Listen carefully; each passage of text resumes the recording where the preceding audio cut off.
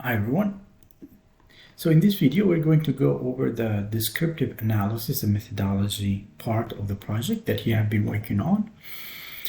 And I'm going to show you how you can conduct the descriptive statistics for your project, and you can provide Appendix A and Appendix B as I showed in the example paper. So for example, here you have a variable which is, in this case, let's say the sleep quality or job performance. It is an abstract. It's measured in an abstract way. That means it is a construct or a latent variable. So that means we are measuring it indirectly by using multiple statements, multiple questions in order to measure that abstract concept or construct, right? So for that, this is what we are going to report: the maximum, the minimum. We are considering, although it is an ordinal variable using Likert scale, but we are considering those variables to be, we are actually considering them to be numeric, right? We are treating them as numerical variable because we are calculating the mean, the standard deviation, the maximum, and the minimum, right? So this is the table that we are going to do to report for Appendix A. And then this is the descriptive statistics based on the type of the variable. If we have a continuous variable like age, then we are going to report the mean and the standard deviation. GPA, it is continuous variable, so we're going to report the mean and standard deviation. But if we have a categorical variable like gender, for example, male, female, unidentified, then we are going to report the frequency or the count, right? And the same thing for race, for education level.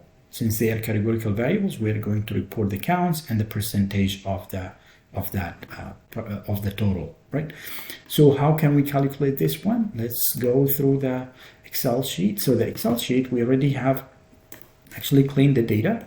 And since we have here constructs that we talked about and we measured them using multiple items, multiple questions, we are going to create one. And Excel doesn't support structure equation modeling, which is more advanced statistics. We are not going to worry about that. So we're going to use, we are going to average the items for inclusion for each variable. And we are, so inclusion. And then I'm going to give it a certain color, let's say orange. And then I'm going to calculate, so the average of those guys here. And then I'm going to click on this corner, so that way it can copy the function. And then I will just ignore this guy. So now I already have done the same thing for performance. I added the column and then I used the average and calculated it there. The same thing for healing, because we want each construct or each variable to have only one column, which is the average of all the items, the stress, the sleep quality, and isolation. And you will notice that I added here, you don't have to do this, but I did it just in case I wanted to use gender as a variable, as a control variable. If you have 3 categories of gender here, you can't run them in a regression, for example, or in correlation, or for me, I just used it this way. I created the variable for female, so the existence of female in this column is considered 1, the absence of it is 0. So I call that variable female.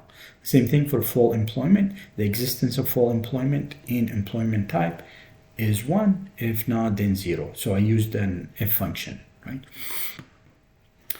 So let's go back to this guy, and this one, since I have average here, I don't want the formula, and instead what I will do is I will copy it and paste it as numbers, because I don't want the formulas, just in case I don't want it to complicate my calculations later when we do the descriptive statistics and when we try to do the predictive statistics or inferential statistics, which is t-test, for example, or chi-square, or regression or correlation. So now to calculate, so let's make sure that I can add the data analysis add-in. So I'll go to File and then Options.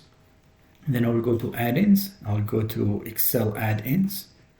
And then I will add the Analysis Toolkit pack or tool pack.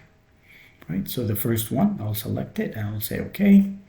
Now I need to go to the Data tab, and you will notice that my data analysis is here, right? So that's very important because we're going to use it from now on, right, in our analysis. So there are different ways you can use pivot tables to calculate, or you can actually calculate it in the bottom. So there are so many different ways that you can calculate the mean, the median, or the mean, the standard deviation, the maximum, the minimum for each column, for each variable. But let me show you one quick way using that data analysis tool pack. So what I'm going to do here, at least if you want to calculate it for the variables that we have here, I will use until here, until isolation, add a column here, copy those guys, and then I'm going to remove the one that has texts, and I'll just make sure that all my values, I have all numeric values here. So then I will go to data analysis, and I can utilize the descriptive statistics here. And then, so I will select everything here. I'll just click on this corner, which will select everything for me. Labels in the first row. Where do you want the output? New worksheet. Say yes. Hopefully now it will work.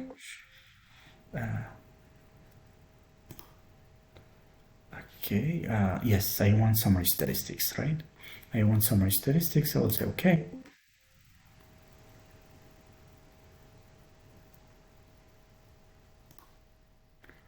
Okay, so it looks like it is not. What I will do is I will just select the range of the variables here, and then Control Shift and down arrow. Right, so those are the exact ones. So let's see. Yes, it worked. So what I did here is you can go back and forth. Actually, you can watch this, rewind. But now for each variable, we have, let's see here. Right, so now for inclusion 1, I have the mean here. I have the standard deviation here, I have the maximum, and I have the minimum. So you can use those in your table that you're going to create for your constructs, right? So you can use that one. Right, and then what else? See what we can do. You can use those for the descriptive statistics, right? You don't need to include the, let's see here. You don't need to include that average of the average, which we included this one, because you are including only the items, the ones that from 1 to 8. This one is is basically the average of the average. So we'll use this one for regression, for because it summarizes the whole construct into only one item. So you got the idea here. And then let's see if they have, so those are all construct. You can use the same thing. We could have actually used it for exercise, for sleep, for age, and GPA. It would work also the same, right? We can do it in the same sheet. Let's see, what was that sheet?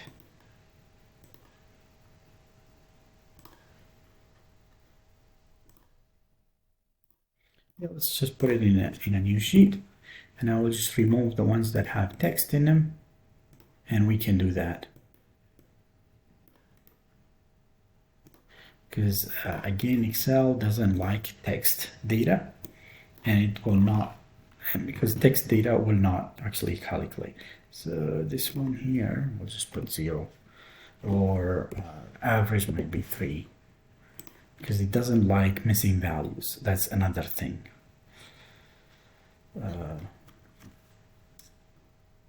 If not, let me remove this guy because it has a lot of missing values. I will remove it.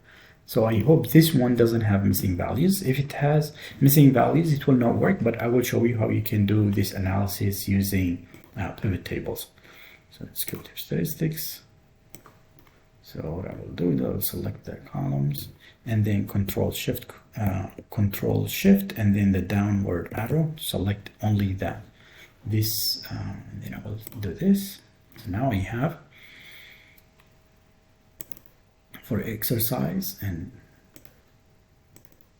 so now I have the mean number of hours per week. I have the sleep average 7 hours of our sample that we collected, the average age, the standard deviation, the mean, the median, and so on, right? For you, let's say it didn't allow you, Excel didn't allow you to do this. What you can do is to use what I call it you can utilize pivot table. So insert and then go, and it automatically selects everything. So new sheet, say okay. So for example, here you want to calculate education. Let's say education, or yes, education level. I'll just put it here, and then I will drag values for education for count, which is let's see here, education for count, and the other one is I will use it as percentage. So I'll just go to values, count, and then show values, and then I will go to column total.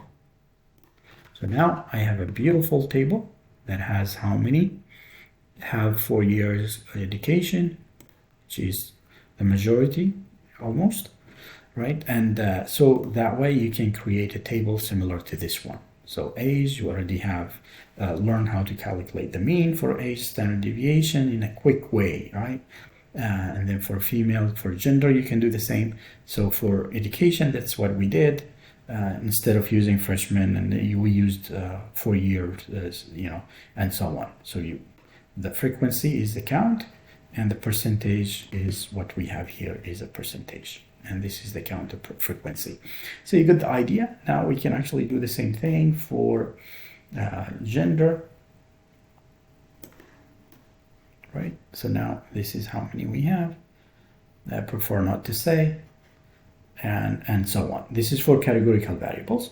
And then if you want to do, for example, for a continuous variable, you want to calculate the standard deviation and the average. So I'll just drag it twice. And then so the first one I will select it as average. The second one will be my standard deviation.